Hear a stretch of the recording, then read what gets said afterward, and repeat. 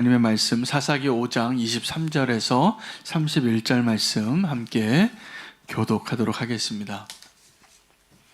여호와의 사자의 말씀에 메로스를 저주하라. 너희가 거듭거듭 그 주민들을 저주할 것은 그들이 와서 여호와를 돕지 아니하며 여호와를 도와 용사를 치지 아니함이니라 하시도다. 겐 사람 헤멜의 아내 야일은 다른 여인들보다 복을 받을 것이니 장막에 있는 여인들보다 더욱 복을 받을 것이로다.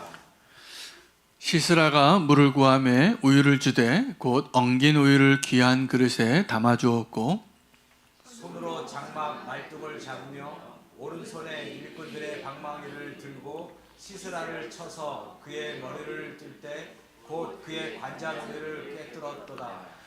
그가 그의 발 앞에 구부러지며 엎드러지고 쓰러졌고 그의 발 앞에 구부러져 엎드려져서 그 구부러진 곳에 엎드러져 죽었도다.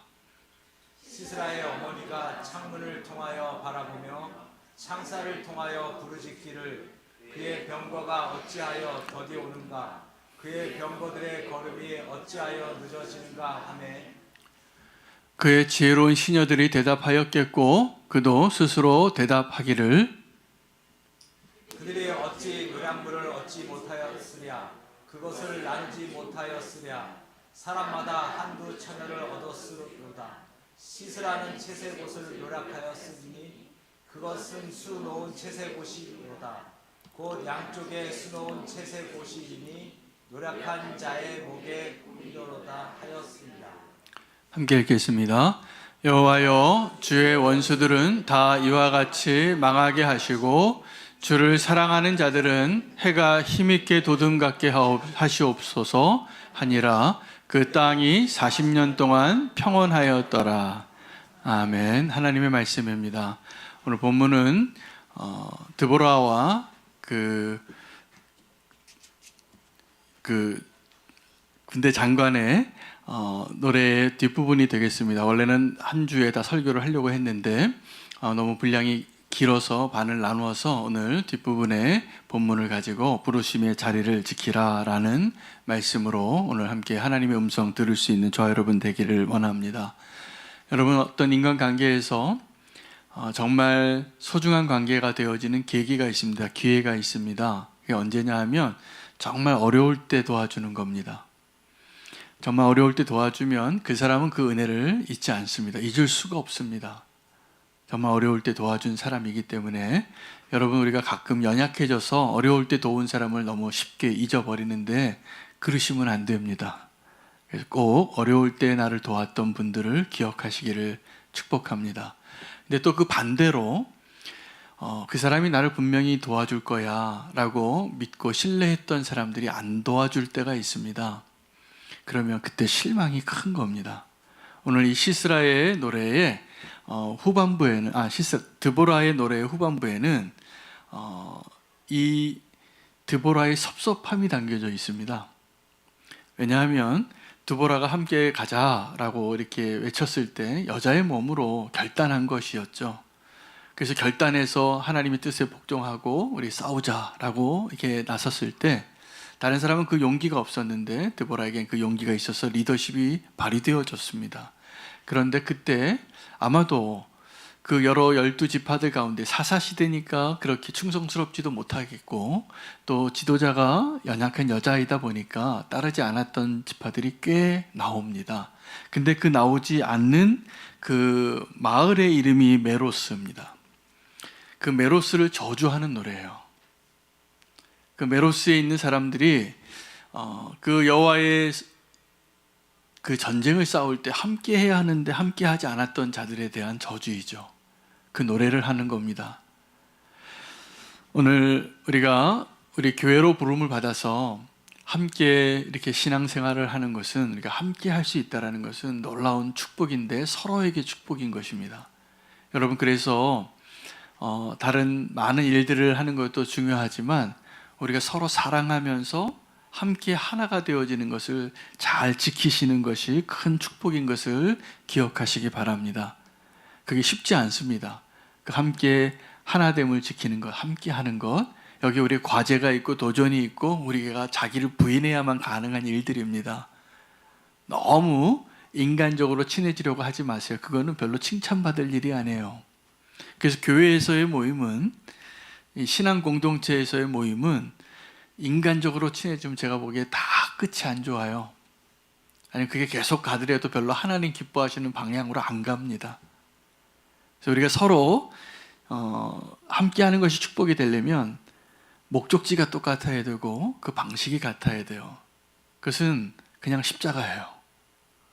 십자가가 없이는 우리가 그 길을 함께 갈 수 없고 또 함께하는 것이 축복도 아닙니다. 그거는 그냥 친목 모임이에요. 우리 안에 꼭 이 예수 그리스도의 십자가가 늘 확인되어지는 믿음의 공동체 되기를 원합니다. 그래서 우리가 정말 주님의 일을 하자고 할 때 그때는 우리가 다 함께 나와야 돼요. 그때는 나와야 돼요. 주님의 일을 하자고 할 때, 주님이 기뻐하시는 그 자리에 꼭 그러한 분들 되시기를 바랍니다. 우리가 주님과 함께하는 자리에 주님은 사실은 우리를 초대하고 계십니다. 이스라엘의 축복은 뭐였냐면 먼저 초대받은 자들이었어요. 그들에게 하나님의 말씀이 있었고 율법이 있고 언약이 있던 자들이고 혈통으로는 먼저 선택받은 자들이었습니다. 근데 그들이 그 하나님의 초대에 온전히 순종하지 못합니다. 그래서 예수님이 오셨을 때 그 천국 초대의 이야기는 첫 번째 초대한 사람들의 실패부터 시작하는 거예요. 두 번째 초대했던 사람들이 길거리에서 아무나 막 온 사람들입니다. 그럼 우리는 누굴까요? 우리 아무나 막 온 사람들이에요. 자격이 없는 자들입니다. 그럼 우리가 자격이 없는 자들이 그 하나님과 함께 동행하는 자리에 그 잔치에 들어갔는데 거기서 끝나는 게 아니더라는 것을 아셔야 돼요. 그 잔치에 들어가면 그 잔치에 합당한 의복을 입고 있으셔야 돼요. 여러분, 그 잔치에 합당한 의복이 뭘까요? 착한 행실로 옷 입는 겁니다.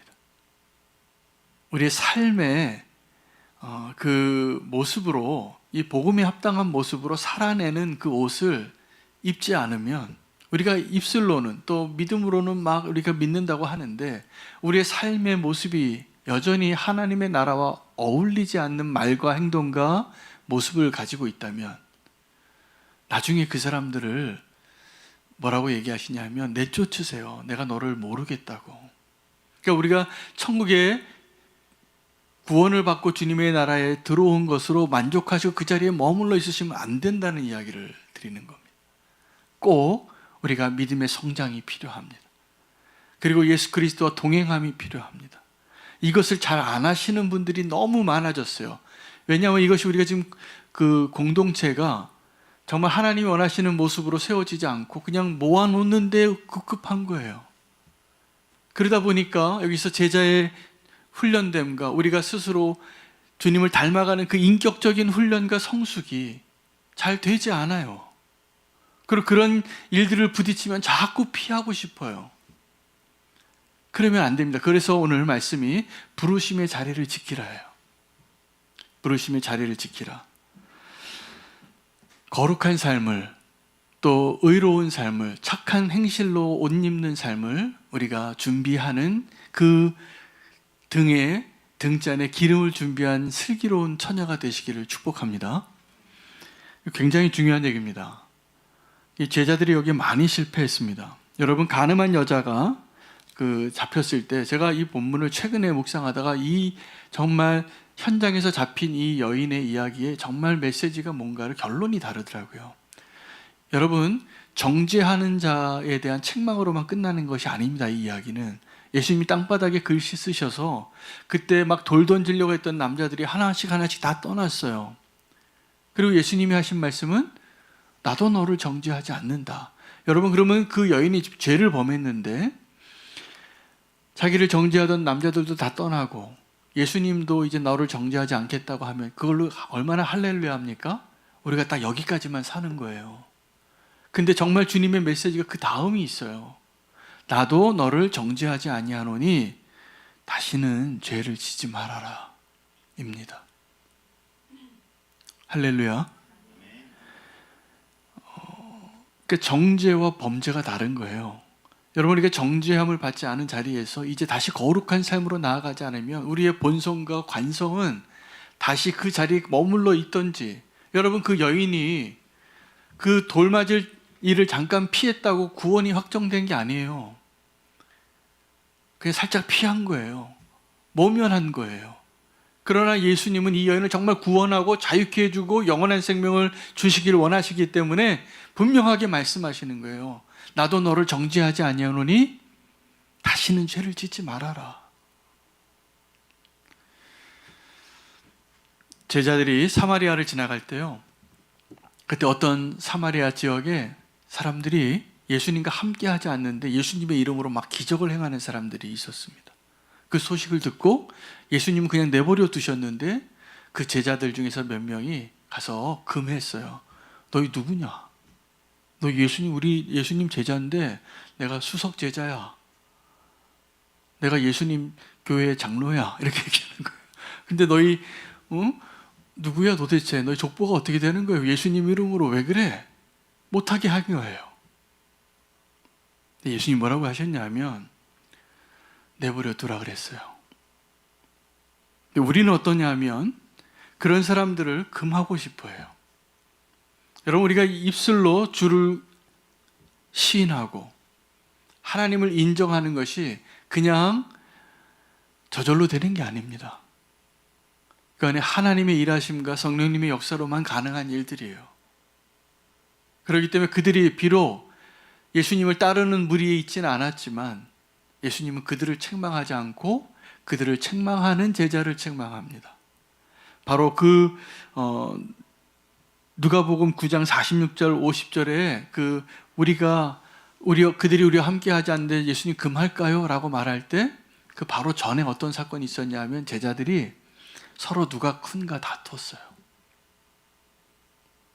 여러분, 누가 큰가 다투는 사람들은 예수님의 의도를 오해합니다. 그리고 예수님이 원하시는 그 길이 아닌 다른 것을 요구하고 그것을 정답인 줄 알고 착각해요. 천만에요. 여러분, 예수님과 동행하는 그 자리에 우리가 부름을 받았습니다. 우리가 그 자리를 같은 마음으로 하나님이 원하시는 모습으로 그 자리를 잘 지켜나갈 수 있는 것이 축복인 것을 믿습니다. 그 기드온 시대 때 기드온이 사실은 이제 곧 나오게 되는데요, 아주 작은 자이지만 그 작은 집안의 문중에 한 사람을 택해서 하나님의 큰 용사라고 하나님이 세우세요. 자기도 내가 큰 용사가 맞나요? 이렇게 생각하는 사람이었어요.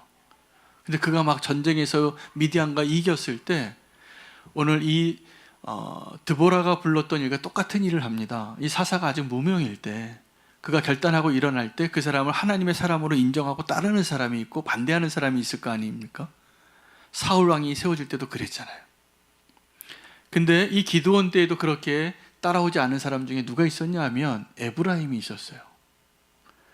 그 12지파 가운데 가장 땅이 넓고 가장 숫자가 많고 힘이 세던 지파예요. 근데 그 사람들은 정말 어려울 때 도와달라 그랬을 때는 안 도와줍니다. 그 자리에 함께 있지 않습니다. 그 부르심의 자리에 나오지 않습니다. 그런데 전쟁이 끝나고 승리한 다음에는 꼭 자기 목소리를 내요. 너희 왜 나를 안 불렀냐고. 사실은 불렀습니다. 불렀는데 그때는 그 부르심의 자리에 나오지 않아요. 그리고 나중에 그 자리에서 내가 큰 자다, 내가 이미 기득권이 있다라고 생각하면서 큰 소리 치는 사람들이 에브라임 지파예요. 하나님은 분명히 그런 사람들을 책망하고 계세요. 여러분, 그 부르심의 자리에 합당한 모습으로 우리가 주님이 원하시는 모습으로 함께 할 수 있게 되기를 원합니다. 왜냐하면 오늘 이 드보라의 노래에 핵심이 뭐였냐면 그 메로스를 저주하라 그랬는데 아주 반복하면서 저주하고 저주하라. 오늘 저와 여러분에게 주는 메시지가 많습니다. 예수님께서 요한복음 6장 66절에 예수님이 가르침을 나눠주실 때는 제자들이 은혜를 많이 받는데 예수님이 제자들이 이해하지 못하는 이야기를 할 때는 제자와 군중이 분리가 됩니다. 예수님이 고난에 대해서 이야기하고 내가 죽을 것에 대해서 이야기하고 내가 실패할 것에 대해서 얘기할 때 사람들이 떠나기 시작한 거예요. 그때 예수님이 이야기합니다. 제자 12명의 제자에게 이제 군중들이 막 떠날 때 지도자는 그때가 두려운 때입니다. 나를 따르던 사람들이 내게 등을 보이고 떠날 때, 그때 예수님이 제자들에게 물으셨어요. 뭐라고 물으셨게요? 너희도 가려느냐?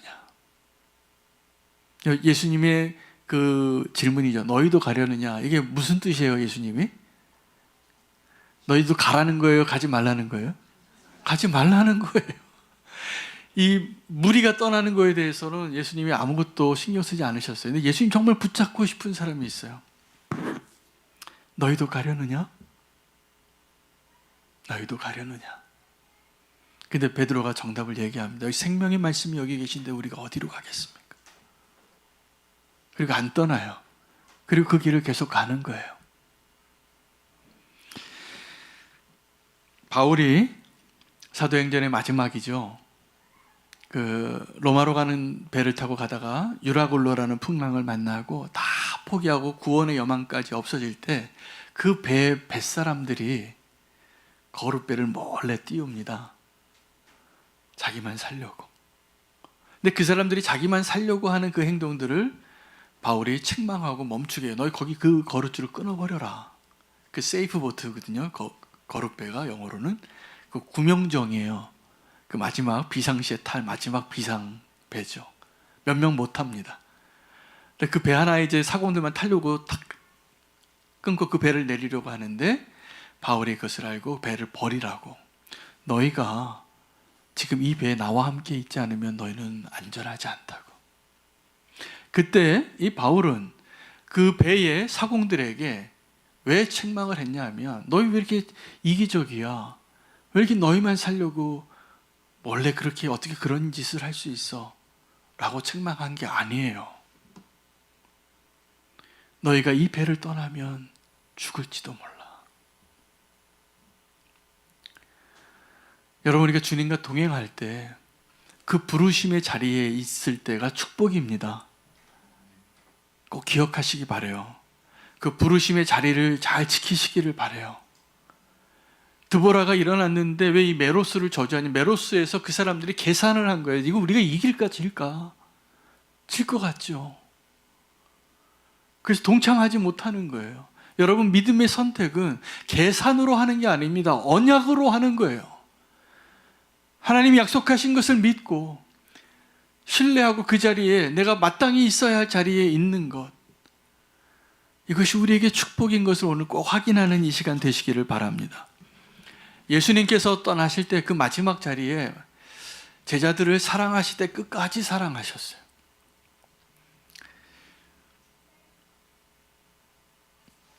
가룟 유다도 실패하고 베드로도 실패하고. 여러분, 믿음이 없는 사람의 특징이 뭐냐 하면 믿는다고 얘기할 때 아주 뜨겁습니다. 근데 빨리 식어요. 여러분, 그래서 저와 여러분의 믿음이 한결같은 믿음으로 상황과 환경에 따르지 않고 주님을 잘 따라갈 수 있는, 그래서 끝까지 주님을 따를 수 있는 자가 되시기를 축복해요. 함께 할 수 있는 자, 또 함께 하고 싶은 자, 잘 생각해 보셔야 됩니다. 오늘 이 자리에도 계신데 우리 나일주 권사님이 언젠가 저한테 통화를 하면서 그런 얘기를 하시더라고요. 이제 내가 암에 걸렸다는 소식을 듣고 진짜 친구하고 가짜 친구가 구분이 되더래요.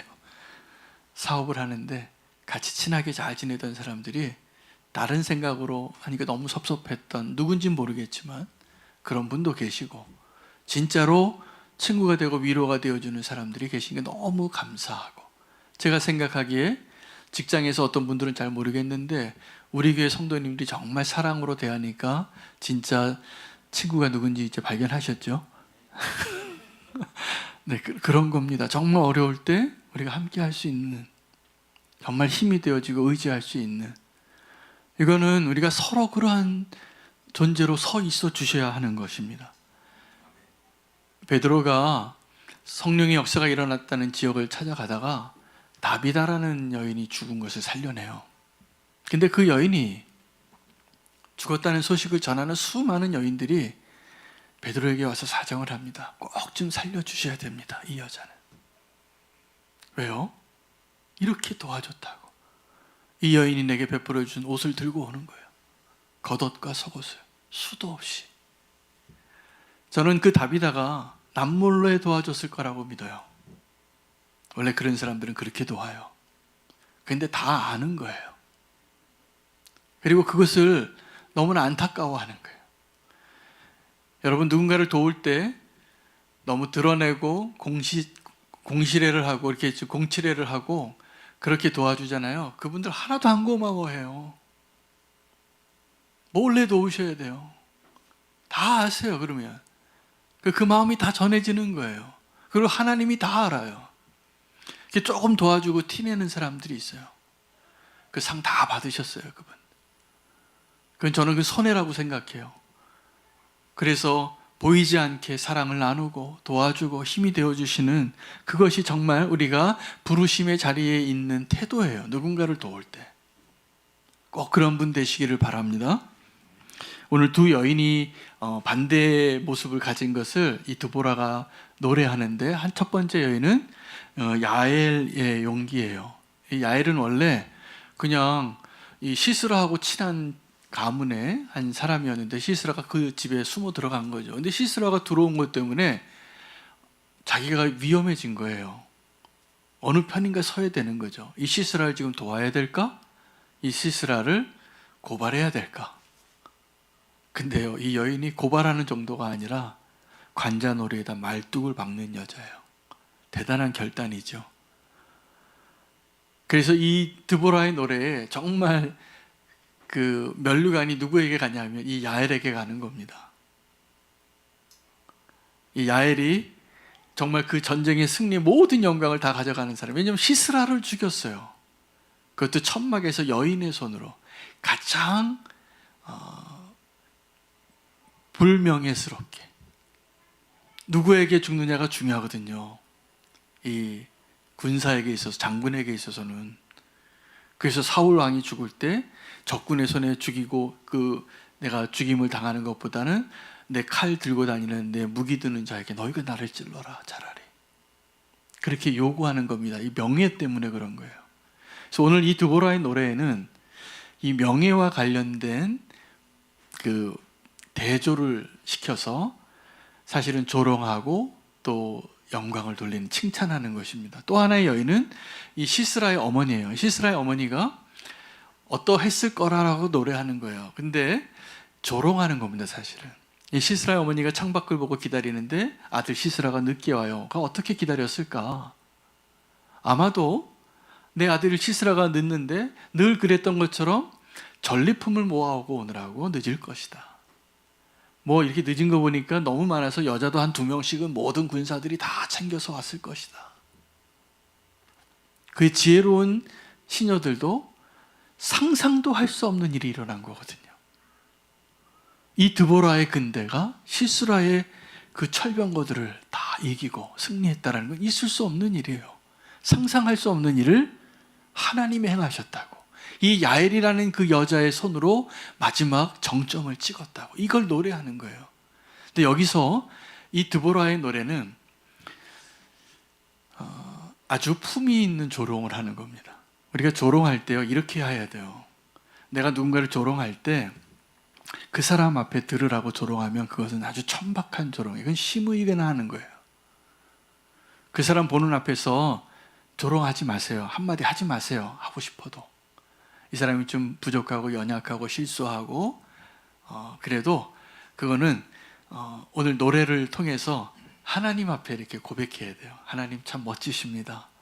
이 승리를 우리에게 주셨는데, 야, 이 야엘이라는 여자가 어떻게 시스라를 죽일 수 있습니까? 이거는 그 시스라에게는 씻을 수 없는 모독이에요. 이스라엘 군대가 하나님이 얼마나 대단하면 한 여인의 손으로 이 다 벌벌벌 떨던 이 군대 장군의 최고 지위에 있는 사람을 아주 잔인하게 관자놀이에 말뚝을 박아서 죽이냐. 하나님 이런 분이시다. 근데 그 시스라의 어머니는 여전히 그것도 모르고 이렇게 왜 늦을까 이렇게 기다리는데 여전히 상상도 할 수 없는 그 가운데 있는 것이 그들에게 더 비극인 거죠. 완전한 승리를 노래하는 거예요. 완전한 승리를. 여러분, 우리가 믿음으로 살면, 끝까지 믿음으로 그 부르심의 자리를 지키면 저와 여러분에게 그 영광을 주실 것이라 저는 믿습니다. 예수님에게 침뱉고 조롱하고 손가락질하고 시무이같이 쫓아가면서 흙먼지를 던지면서 조롱하는 자 되지 마시기를 부탁합니다. 부탁합니다. 그 말 멈추세요. 멈추고 하나님 앞에서 하나님이 행하신 일을 함께 노래하시면 됩니다. 여러분, 성도가 싸워야 할 싸움은 혈과 육의 싸움이 아닙니다. 혈과 육의 싸움이 아니에요. 영적인 싸움이에요. 근데 그 영적인 싸움은 우리가 믿음의 눈이 열려야지만 보이는 거예요. 여러분, 지금 이 자리에 하나님의 천군 천사가 함께 있을 수 있을까요? 없을까요? 믿으세요? 여러분, 엘리사가 아람 군대하고 싸우는데 늘 이기는 거예요. 왜냐하면 적군의 작전 계획실에 있는 것처럼 알아요. 그러니까 어디에 매복을 하고 어디에 주둔군이 있고 어디에 무기가 있고 어느 경로로 가고 언제 지나갈지를 엘리사가 다 아는 거예요. 그래서 이스라엘 왕에게 다 알려주면 조그마고 힘없는 군대가 다 이겼어요, 매번. 근데 나중에 이제 아람 왕이 우리의 패배의 원인을 알고 저 한 사람만 잡으면 된다고 생각하고 산에 있는 엘리사를 에워쌉니다. 수많은 군대가. 근데 그 오는 것을 엘리사의 사환이 알게 되고 두려워서 큰일 났다고 잠자는 엘리사를 깨우는데 엘리사가 걱정하지 말라고.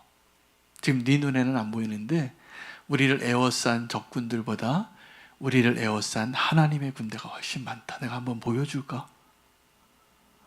보여줄까? 보여주는 거예요. 하나님, 이 사환의 눈을 열어주십시오. 내가 지금 보듯이 보게 해주십시오.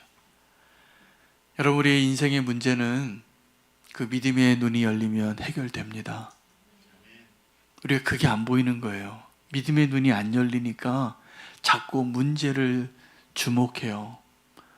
그 문제는 늘 우리보다 강하고 큽니다.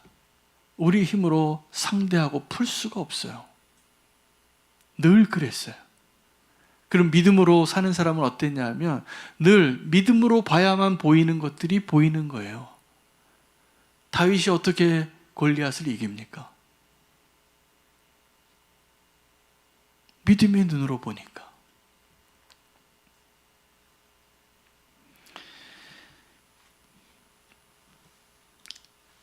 여러분, 우리가 복에 대해서 오해를 하기 때문에 부르심의 자리를 지키지 못합니다. 우리의 부르심의 자리는 하나님의 축복의 통로로 있는 자가 되는 것인데 우리는 그 축복을 잡고 소유하고 싶어 해요. 야곱처럼. 야곱은 그 축복을 소유하고 싶었던 자였고 하나님이 아브라함에게 약속하신 그 축복의 소유 방식은 자꾸 통로가 되는 겁니다. 통로가. 하나님의 사람으로 이미 이제 할례를 받고 언약의 인생을 살기 시작했기 때문에 저와 여러분 다 해당되는 이야기입니다. 우리가 이 시대의 아브라함인 것을 꼭 기억하십시오. 이 시대의 야곱 되지 마시기를 축복합니다. 아브라함에게 하신 약속은 내가 너를 복의 근원이 되게 하고 너로 인하여 모든 사람이 복을 받게 해주겠다라고 약속하신 거죠. 여러분, 지금 나로 인해서 내 주변에 있는 사람들이 복을 받고 있습니까? 아니면 나로 인해서 누군가가 지금 불행해지고 있습니까? 이 질문에 잘 대답해 보시기 바랍니다. 우리가 복을 오해하는 게 자꾸 복을 형통함이나 부요함으로 착각해요. 이건 눈에 보이는 복의 증거들이긴 한데 오래 살거나 부귀영화를 누리거나 명예를 얻거나 사람들에게 인정을 얻거나 여러분들 이게 진짜 축복이 아니라는 것을 아셔야 돼요. 그래야 부르심의 자리를 지킵니다. 그것을 복이라고 착각하면 우리는 부르심의 자리에서 자꾸 떠날 겁니다. 여러분, 복을 설명하는 것이 그 창세기 12장 1절에 3절이고 시편 1편과 2편의 말씀이에요. 시편 1편의 시작이 복에 대해서 이야기하잖아요. 근데 복에 대해서 먼저 얘기 안 해요. 복 없는 사람들을 먼저 이야기해요. 복 있는 사람은 이렇게 시작을 했는데 복 없는 사람들을 이야기하는 겁니다. 악인의 꾀를 쫓고 죄인의 길에 서고 오만한 자리에 앉는 자들은 모르는 거예요. 정말 복 있는 자 되시기를 바랍니다. 그 시편에서 말하는 그 복을 보면 복이 없는 사람들의 가벼움을 보아요. 그 악인들은 바람에 나는 겨와 같대요. 의인은 어떤 사람들, 복 있는 사람은 어떤 사람이냐면 시냇가에 심겨진 나무와 같대요. 제가 이것을 이렇게 표현하고 싶어요. 악인의 가벼움, 견딜 수 없는 가벼움. 악인은 그냥 놔두면 날아다녀요. 그 부르심의 자리를 지키지 못해요. 왜요? 악인의 꾀를 쫓고 죄인의 길을 가다가 오만한 자리에 앉게 되기 때문에. 의인은 시냇가에 심겨진 나무예요. 여러분, 이것이 부르심의 자리를 지키는 복 있는 자의 모습이라고 마음속에 그려놓으시기 바랍니다. 시냇가에 심겨진 나무. 뿌리가, 시냇가는, 여러분 뿌리의 본성을 아시죠? 물 있는 것을 향하는 거예요. 생명이 있는 것으로. 하나님의 말씀, 그 뿌리가 깊을수록 바람이 불어도 이 나무는 흔들리지 않아요. 그리고 계절을 따라 과실을 맺어 열매를 맺는 거예요. 이게 복 있는 사람이에요. 그런데 악인들은 어떻게 하냐면 자꾸 성공을 쫓아다녀요. 가볍습니다. 날아다녀요. 악인의 꾀를 쫓고 죄인의 길에 걷고 오만한 자리에 앉는 자 되지 마시기를 바랍니다. 오늘 저와 여러분이 부르심의 자리에 오늘 서게 됐는데 그 부르심의 자리에 주님께서 물으시는 것 같아요. 다시 한번 요한복음 6장 66절처럼 너희도 가려느냐? 저도 오늘 이 질문으로 마치겠습니다. 말씀을. 여러분도 다른 무리들처럼, 제가 사실은 결단한 게 있거든요. 말씀을 전하는 사역자로서, 목사로서 제가 이 강단에서 늘 십자가를 이야기하고 싶다고. 근데 예수님이 그 십자가 이야기하니까 사람들이 다 떠났어요. 제가 아마 십자가를 조금 더 세게 이야기하면 우리 교회 성도님들이 다 떠날지도 모를 것 같다는 생각이 들긴 해요. 근데 부르심의 자리를 지키는 분들이시라면 더 떠날 수 없을 거라고 믿습니다. 생명의 말씀이 여기 있는데 우리가 어딜 가겠습니까? 하나님의 말씀 앞에 우리가 뿌리 내려서 과실을 맺는 자가 되시기를 축복합니다. 우리의 믿음이 다시 한번 확인되어지고 부르신 그 자리에서 과실을 맺고 푸르른 잎사귀가 나오고 세월이 지나고 환경이 바뀌고 시절이 바뀌어도 푸르른 시냇가에 심겨진 나무가 되시기를 축복합니다. 오늘 드보라의 노래는 메로스를 저주하고 그 부르심의 자리에 있던 자들을 축복하는 내용입니다. 오늘 저와 여러분에게 그 하나님의 축복이 다시 한번 확인되어지는 시간 되기를 원하고 결단하며 찬양하겠습니다. 우리 부르신 곳에서 어떠한 곳에서든지 주님을 찬양하고 예배하는 자 되기를 결단하며 주님이 원하시는 부르심의 자리에 서기를 원합니다.